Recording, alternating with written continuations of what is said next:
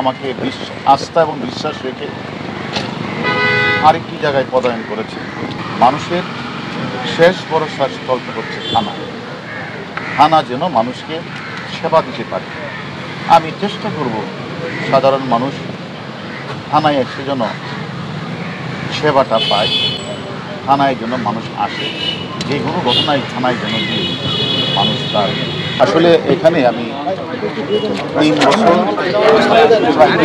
3 বছর 3 মাস ঢাকা মেট্রো স্টেশনে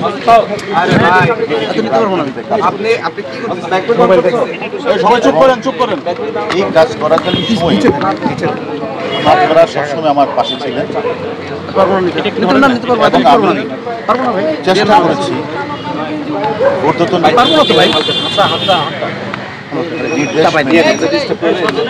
ডিবিকে একটা সাধারণ মানুষের আস্থার জায়গায় দোরগোড়ায় নিয়ে যায়। এবং আমি কিন্তু আমার এই চাকরি 3 বছর 3 মাসকালীন সময়ে আমি সাধারণ মানুষের কাছে ডিবিকে একটা আস্থার জায়গায় পরিণত করেছি। বাংলাদেশের প্রতিটি মানুষ তথা বিশ্বের মানুষ জানে যে কারো কোনো সমস্যা হলে ডিবিতে গেলে প্রবলেমটা সলভ হতে পারে, এই মনে করে অসংখ্য মানুষ আমাদের কাছে আছে।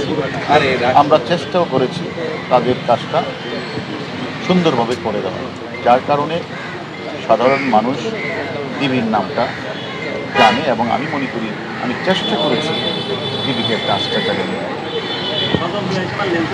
এখন আমি মনে করি আমার ঊর্ধ্বতন কর্তৃপক্ষ আমাকে আস্থা এবং বিশ্বাস রেখে আরেকটি জায়গায় পদায়ন করেছে, বিস্তৃত পরিসরে কাজ করার সুযোগ প্রদান করেছে। আমি মনে করি সেই জায়গা থেকে গিয়েও যে কথাটা আমি আপনাদের সামনে প্রায় বলতাম, মানুষের শেষ ভরসা স্থল হচ্ছে থানা। থানা যেন মানুষকে সেবা দিতে পারে।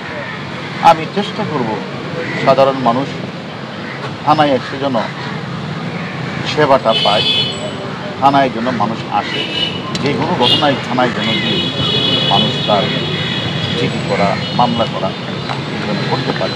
আমি চেষ্টা করব থানাকে সাধারণ মানুষের আস্থায় নিয়ে যাওয়া। আচ্ছা, এখন আপনি যেখানে যাচ্ছেন ডিএমপির অধিকাংশ মামলাই তো আপনি নিয়ন্ত্রণ করবেন, তো সেই ক্ষেত্রে কোর্টার এই ঘটনায় প্রায় 300-র মতো মামলা হয়েছে। তো এই মামলাগুলোতে যেটা কোর্ট আন্দোলনের দাবি করছে, প্রচুর নিরীহ স্টুডেন্টদের অ্যারেস্ট করা হয়েছে। তো আপনার এটা কি থাকবে পর্যবেক্ষণ? দেখেন, আমি এই ডিবিতে থাকাকালীন সময় অনেক গুরুত্বপূর্ণ মামলা, অনেক বড় বড় ঘটনা ডিবিতে ঘটেছে।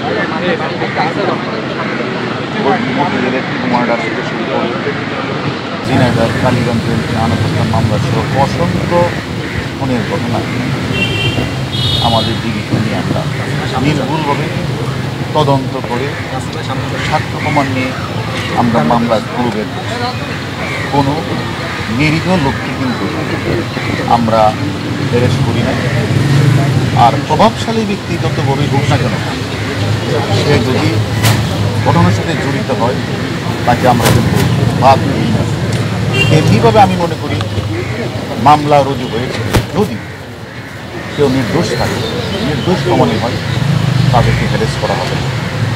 এবং যারা ঘটনার সাথে জড়িত, যারা বিভিন্ন জায়গাতে আগুন লাগিয়েছে, স্বপ্নের মেট্রো রেলের ভাঙচুর আগুন লাগিয়েছে, রাষ্ট্রীয় বেসরকারি থানাগুলো আগুন লাগিয়েছে, আমাদের পুলিশ সদস্যকে জ্বলিয়ে হত্যা করে, এই সকল ঘটনার সাথে যারা জড়িত তাদের কাউকে ছাড়বে না।